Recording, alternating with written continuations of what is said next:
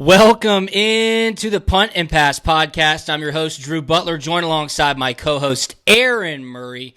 Be sure to follow us on social media, at Punt Pass on Twitter and Instagram. I am at Drew Butler. Aaron is at Aaron Murray 11.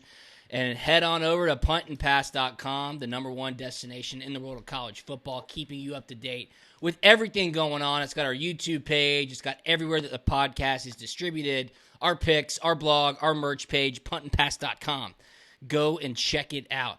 Hope everybody had a Merry Christmas. Happy holiday to you. Aaron, it's Monday, December 28th. I just told you I was banging out some emails this morning. I think every single response I got was out of office. I don't think anybody's doing anything this week, and really that's how it should be. But we do have bowl season. That's why we're here. Got a couple of great matchups leading up to the college football playoff. We'll be back later on this week with our college football playoff preview show. But how are you? How's the family? How was Christmas? Dude, it was nice, man. Little chilly, but we had a small gathering at my sister's house, and Yeah, it looked beautiful. It was good to see family for a little bit, and then always enjoyable when the little one opened up his gifts. Was really funny. He just wanted to eat the wrapping paper. You open up the gifts, and he's like, "Just feed me." So it was great, and kind of the rest of the weekend and rest of the time has just been relaxing, going on lots of walks. Weather's been nice, Yeah. so. Definitely a different year when it comes to Christmas. I mean, not as many fun activities, and we still got our Christmas movie in, some good bacon. Just been pretty much the three of us, which is kind of nice just to spend time with the little man with Sharon off work right now. Yeah, no doubt. I mean, we were kind of the same way. Good to be with family in a small gathering, and different for sure. Different, but always appreciated. And let me just say one thing. I think like around Thanksgiving, maybe even the week before Thanksgiving this year, and look, I know 2020 has been super weird.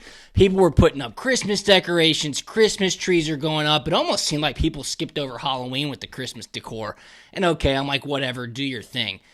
This is where I'm going with this. If you are one of the people who take down your Christmas tree on December 26th and take down your Christmas decorations on December 26th, you're a psychopath. I mean, come on. You got to at least let it hang around for the following week. Am I right, Aaron? I don't know what Sharon does, so I'm just throwing this out there. But I usually take it down right around New Year's Day, New Year's Eve, kind of clean up, fresh start in 2021. You have to leave it up the day after Christmas, right? Yeah, we usually tend to leave ours up until after New Year's. I think that's kind of our timeline. Like January 1st, it's like, okay, New Year, let's get the house cleaned up and get ready for 2021. So yes, ours is still up. Our Christmas decorations around the house are still up. Yes. So like I said, January 1st, unless we just have a bunch of time off on the 31st, which is probably going to happen this year, is kind of the time of us to slowly start taking everything down and getting ready for the new year. So yes, I agree. Simmer down, enjoy it, exactly. Enjoy some nice festive stuff to end this crazy year. And then let's start 2021 fresh. Yeah, I filled out my tree pickup from a Boy Scout troop online, and they had a couple of different options, but I actually chose January 3rd because January 2nd would have meant get it all down on January 1st, and that's a great day for bowl games. I mean, Georgia's on at noon. You got your two college football playoff games, so I didn't want to be having to do all that on New Year's Day. I'll do it on the 2nd. We'll be cleaned up on the 3rd. We'll be ready to rock and roll. Simmer down, people. Let the Christmas decorations hang up for the week after Christmas, heading into New Year. All right, so what are we talking about today? I think there's a couple of really good bowl games before college football playoff season. There's also some news around the SEC. I saw South Carolina retained Coach Mike Bobo to be the offensive coordinator, which is great for him. They're also bringing in Will Friend, who is Tennessee's offensive line coach. He was the assistant offensive coordinator, I believe. Did Tennessee let him go? I don't know if they let him go or not, but South Carolina took him from Tennessee. Awesome. Will Friend's a great O-line coach. He's a great O-line coach, works very well with Coach Mike Bobo, and I'm happy for Coach Bobo, but you got to think here, this may have been pushed on to Shane Beamer because they paid Muschamp a ton of money to leave, and Bobo is under a brand new contract just a year ago. I can't even imagine what his buyout was going to be also, but in the end, I think it's the right decision, Aaron. Yeah, and offensively was not really the main issue this year. Early on, they were pretty good. Defensively, they couldn't stop anyone. It's kind of the reverse of what we've known and thought of. It's just going to be interesting what the scheme is going to be. Is it still going to be Bobo's scheme, or is Bobo going to have to learn more of a spread type offense? Because I think Beamer, that's what he wants to do. He doesn't want to run this old school stuff. I mean, you look at the last 3 games from South Carolina, and you're seeing I formation. You're seeing an Yeah. actual fullback, Yeah. and you don't see that anymore in the SEC, or really for most of college football, you really don't see that. So I think with Beamer trying to get a new identity on this football team, trying to build some excitement, especially on the offense side of the football, it's going to be interesting to see kind of where this offense takes a turn. I just don't see it staying in this old school offense. Well, it may work, and it may have worked from this year, especially with their big halfback.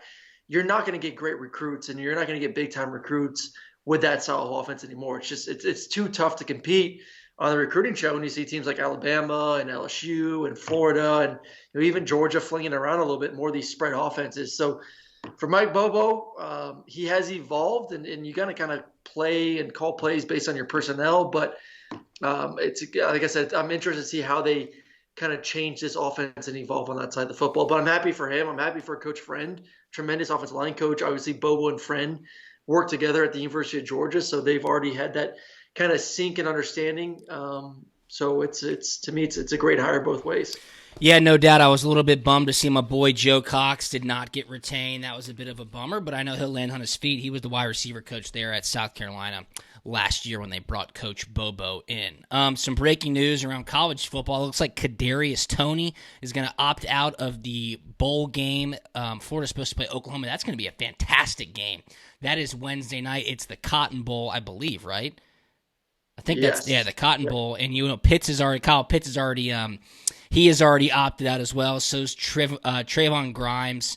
And I think Marco Wilson is hitting the road early and opting out. Of course, everybody will remember him for chucking the shoe against LSU and consequentially losing that game for him. Let's touch base on one more thing before we hit these 3 bowl games that I want to pick.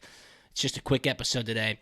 What do you think about Urban Meyer getting some love from some NFL teams, and specifically one right in our backyard here? Do you think he could possibly be a good fit in the NFL, maybe even for somebody like the Atlanta Falcons? Obviously them, Jacksonville. I think Jacksonville would be really intriguing for him. Get the number 1 pick in the draft. That was just confirmed. So you get Trevor Lawrence, get to kind of build that team how you want to build it. I think would be an awesome opportunity for him. Obviously, Atlanta has a little bit more pieces. I guess you could say a little bit better of a football team. I mean, they looked pretty good yesterday versus Kansas City and had a chance to win that game. So, I do think he would be a head football coach in the NFL. But once again, it's simmer your expectations. Either spot, if it is Atlanta or Jacksonville, don't expect them to come in there and make that a playoff team year one. Obviously both teams are looking for a head coach for a reason. They're not very good. And I guess Atlanta a little bit better. Atlanta has just pissed away probably 3 or 4, maybe 5 opportunities to win games. Oh my God, it's hard to watch. They could easily be pushing for a potential playoff spot right now if they just would learn how to play in the second half.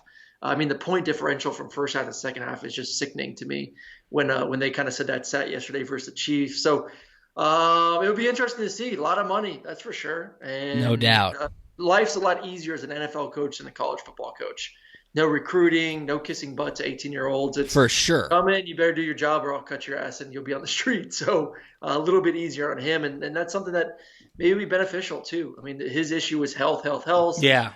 All that stuff dealing with college football. So if you can kind of take the load off when it comes to recruiting, not have to worry about that and just be a coach, that could be enticing to him. Yeah, I would be really interested to see if the right situation could bring him out of retirement. Keep in mind, a team like Atlanta doesn't have a GM either, so they could kind of make it a package deal. Urban can clearly evaluate talent. He knows how to scheme up offenses, and you bring up a great point, Aaron, where it's like, hey, you're not burning the candle at both ends year-round in the NFL. I mean, when August comes around and training camp starts, sure, you're not going to see your family until after New Year or February if you make the Super Bowl, but that is what it is, right? Then you start to get big weeks off, 3-5 week periods off, and you can certainly come at it from a much better perspective health-wise. Who knows? I mean, look, you back up the Brinks truck, people start to listen. I just thought that was a really interesting name to be brought up for some NFL head coaching vacancies, so that'll be a fun storyline to keep tabs on. Let's get into some football. It's Monday. Tonight there's Monday Night Football. Bowl season really ramps up tomorrow. There's a great bowl down in Orlando, the Camping World Stadium Cheez-It Bowl. That's right, the Cheez-It Bowl is in Florida. I thought this game used to be in Arizona. Looks like they've changed it to Florida. It's number 21 Oklahoma State taking on number 18 Miami. That's right. the U. Oklahoma State is a 1-point favorite, which is kind of surprising to me. The total here is 60.5. Feels like there's some positive momentum with Miami. De'Aaron King came out and said he's coming back next year. This could be a team to watch heading into 2021. Yeah, it's just kind of hard to get that nasty taste out of your mouth with that last loss to North Carolina. I mean, they got absolutely destroyed in that game. I mean, just run through. North Carolina's running backs had a field day, just trucking dudes left and right. So that kind of has to play a little bit to do with it. But I agree, man. I think De'Aaron King brought up a lot of excitement to this football team, and the fact that he's returning next year. I mean, he has to be on your top for Heisman candidates for next season now. Especially if Rhett Lashley stays. Defense, another year in the system, you continue to build around him. So I like the momentum for that of, hey, we're going to use this game and De'Aaron King to maybe even start his Heisman campaign a little bit, get going on that aspect of it. Big game, excitement there, get to 9-2, win, and then get ready for a good 2021 season. So I like Miami in this game, especially with that 1 point. This one, when I first saw it, I was like, why is Miami an underdog? I mean, they're better ranked. They've got less losses than Oklahoma State. I think the ACC is certainly better than the Big 12. So I'm like, that makes no sense. Therefore, I'm taking Oklahoma State, and I'll lay the 1 point. I mean, Hubbard's not playing. So, I mean, if you look at the North Carolina game, they dominated by running the football. And Oklahoma State's missing one of the best running backs in the country, not playing in the game. So, Sanders has been too high and cold for me at the quarterback for Oklahoma State. I've seen him play really well. I've seen him play really bad. It's just been just kind of blah, and you don't have now the best running back. So I just don't see Oklahoma State taking care of business. And also, too, it's in the home state for Miami. You don't have to travel as much. I think all that plays a little bit into the factor. But I think the biggest thing is just De'Aaron King, and let's start that Heisman campaign right now. All right, I'm going to go with the road team here, and I just think Oklahoma State might be a bit more focused. You just said it. Miami's in-state. Maybe they had a little bit more fun for the holiday. It's going to be a great game, though. Number 21 Oklahoma State against number 18 Miami. Let's head to Texas. It's the Alamo Bowl. This game's at 9 p.m. Tuesday night. Number 20 Texas going up against Colorado, a former Big 12 rivalry. And Colorado, remember, out west, they finished the season 4-1. They were looking pretty good. They lost their last game of the season. They end up in the Alamo Bowl. It looks like Texas is going to hold on to head coach Tom Herman. They couldn't get Urban Meyer. It seems like they're sticking with Herman for at least one more year. Kind of a prove-it spot for Texas. They've done well in bowl season in the past under Tom Herman. They're an 8-point favorite here, Aaron. Again, one of your teams that are playing in the home state. This is at the Alamo Dome in San Antonio. Give me Texas in this one. I mean, you look at the end of the season for them, played really well versus that loss versus Iowa State. And Colorado's schedule, I mean, to me, it's kind of like who have you been? Arizona's not very good. San Diego State's a good football team. Maybe not their best year there in the Mountain West. Stanford's not great. UCLA was a good team this year, so I mean that's a good win. But to me, they really haven't been challenged to really know. I mean, is this a legit Colorado team? Or did they just benefit from the fact that it was a short season and they didn't really play anyone? So I just think Texas has just had more games, a little bit more proven in my mind. I'm going to go with the Longhorns in this one. I think what's the spread, 8 points? Yeah, 8 points. I'll take them on that one too. Yeah, I'm going to lay the 8 here as well with Texas. You just said, I mean, Texas played 9 games in a much better conference, I believe. Then Colorado's only played 5 games against a much weaker Pac-12. I think this is a big prove-it spot. I really do. And this is Sam Ehlinger's last game as a Texas Longhorn. I mean, that guy's been in college for 15 years. Yeah. You would hope that he can go off on a high note. Tom Herman can get some positive momentum heading into 2021. I'll lay the 8 with Texas as well in the Alamo Bowl. One more game on this short episode of Punt and Pass. I think it really could be one of the better games of the entirety of bowl season. This game's at Wednesday at 8 p.m. on ESPN. It's the Cotton Bowl, the Goodyear Cotton Bowl Classic in Arlington at Jerry World.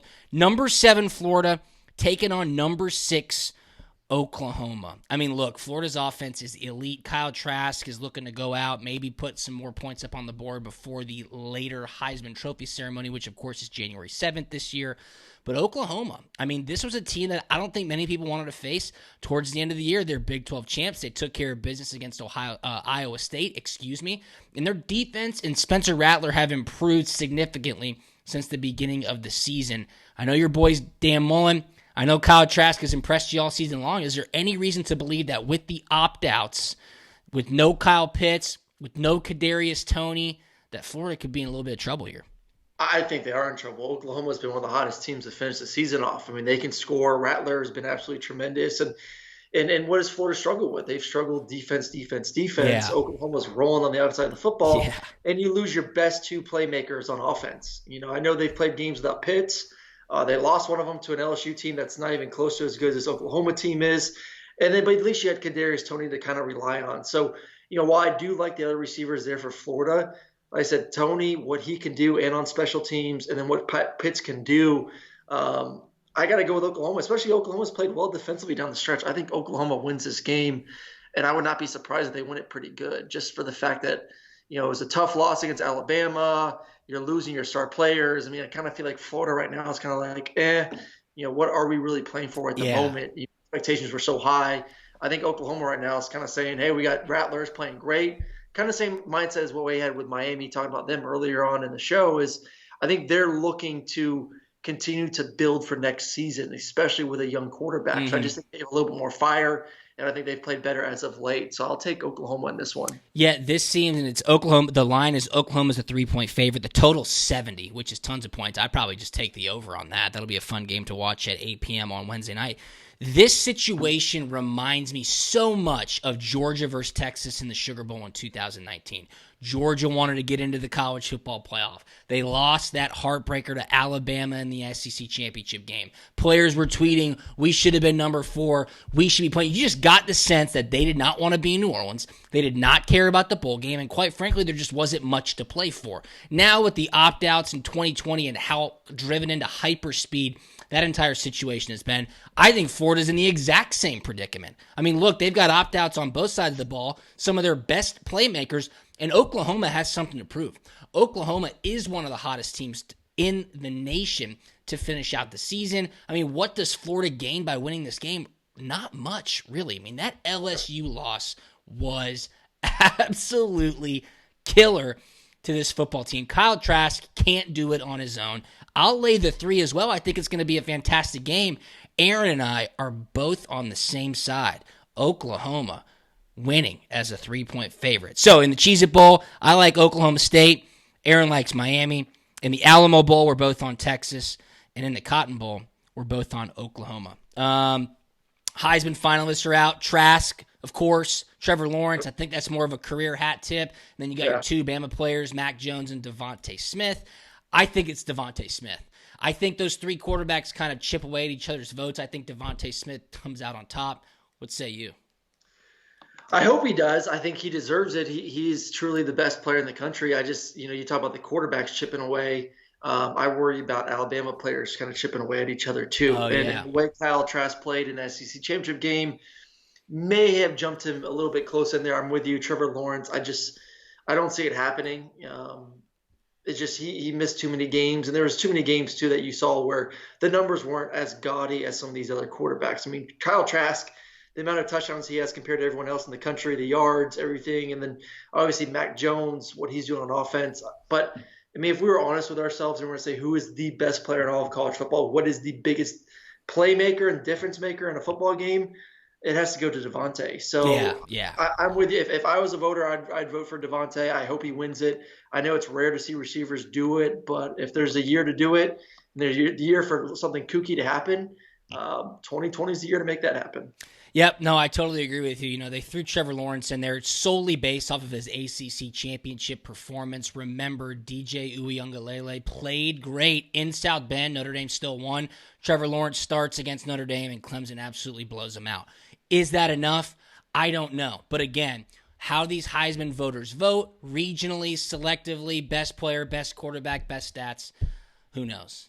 Fun week of college football is ahead. Aaron, thanks for jumping on for this shortened episode of Punt and Pass. I want to give a big shout out to Georgia's punter, Jake Camarda, racking up the national awards. SEC Special Teams Player of the Year. I think that's the first player in Georgia history to win that award. Rodrigo did not win that award last year. He's a finalist for the Ray Guy Award, College Punter of the Year. First team All-SEC, and surely he'll get put up on some All-American teams as well. So shout out Jake Camarda, man. He's been a beast all season long, flipping field position. for the Georgia Bulldogs. Anything on the way out, my man? No, man, just excited for some of these big-time bowl games to start tomorrow. It's always nice middle of the week to sit back and kind of watch some good football. And then obviously the NFL is kind of rounding up this weekend. So it's a good time, good bowl games in the NFL playoffs. And it's for the AFC and NFC. There's going to be a lot of pushing here this last weekend. So just good time to be in quarantine, I guess. Just sit back and enjoy yourself. Yeah, no doubt. Great time to be in quarantine. Watch some football. Stay tuned to Punt Pass. Check out Aaron today, tomorrow, and Wednesday, maybe on Sirius XM Channel 374 SEC Radio. Follow us on social media at Punt Pass, Twitter and Instagram. I'm at Drew Butler. Aaron is at Aaron Murray 11, and we'll talk to you later on this week for our college football playoff preview. See ya.